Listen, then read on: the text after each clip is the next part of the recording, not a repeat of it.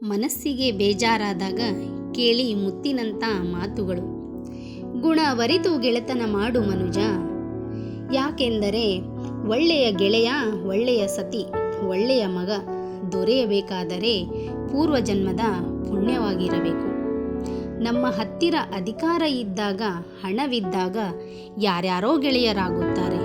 ಆದರೆ ಅಂಥವರು ಆಪತ್ತಿಗಾಗುವುದಿಲ್ಲ.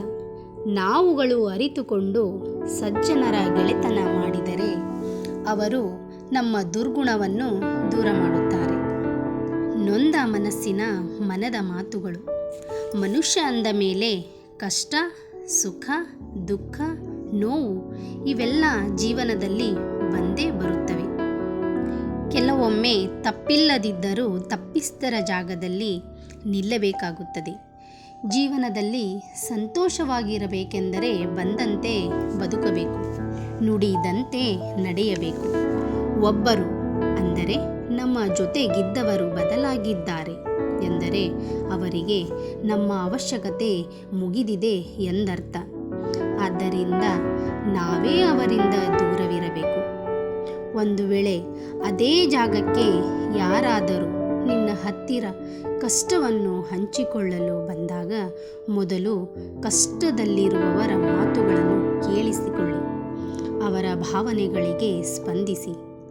ಎಲ್ಲರನ್ನೂ ಬಿಟ್ಟು ನಿಮ್ಮ ಹತ್ತಿರ ತನ್ನ ಕಷ್ಟವನ್ನು ಹೇಳಿಕೊಳ್ಳಲು ಬಂದಾಗ ಅವರಿಗೆ ನಿಮ್ಮ ಮೇಲೆ ಏನೋ ಒಂದು ನಂಬಿಕೆ ಇರಬೇಕು. ಅವರಿಗೆ ಸಮಾಧಾನದ ಮಾತುಗಳನ್ನು ಹೇಳಿ.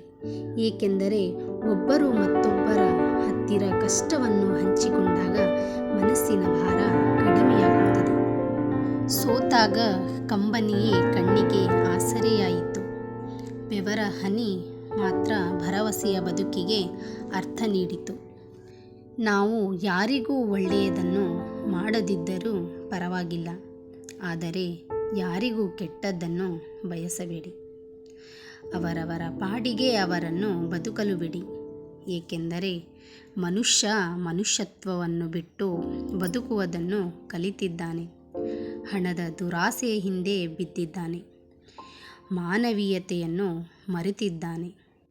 ಆದರೆ ಅದೇ ಮನುಷ್ಯನಿಗೆ ಗೊತ್ತಿಲ್ಲ, ದುಡ್ಡಿನ ಹಿಂದೆ ಬಿದ್ದರೆ ತನಗೆ ನೆಮ್ಮದಿಯಿಲ್ಲ ಎಂಬುದನ್ನು ಆತನು ಮರೆತಿದ್ದಾನೆ. ಯಾವುದೇ ಒಂದು ಸಂಬಂಧಕ್ಕೆ ಬೆಲೆಯೇ ಇಲ್ಲದಂತೆ ಬದುಕುತ್ತಿದ್ದಾನೆ. ದುಡ್ಡಿಂದಲೇ ಎಲ್ಲ ಎಂಬ ಅಹಂಕಾರದಲ್ಲಿದ್ದಾನೆ.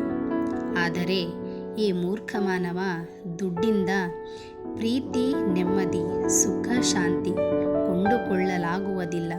ಹೇ ಮನುಜ, ಅರಿತು ಬಾಳು. ಇರುವ ಚಿಕ್ಕ ಜೀವನದಲ್ಲಿ ಆದಷ್ಟು ಖುಷಿಯಾಗಿರಬೇಕು.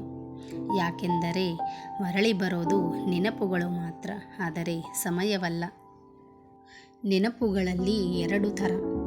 ಮೊದಲನೆಯದು ನಾವು ಅರಳಿಸುವ ನೆನಪು.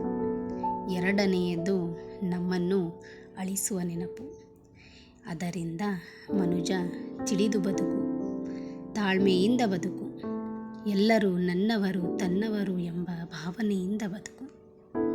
ನನ್ನ ನುಡಿಗಳು ನಿಮಗೆ ಇಷ್ಟವಾದರೆ ದಯವಿಟ್ಟು ಒಂದು ಲೈಕ್ ಮತ್ತು ಸಬ್ಸ್ಕ್ರೈಬ್ ಮಾಡಿಕೊಳ್ಳಿ.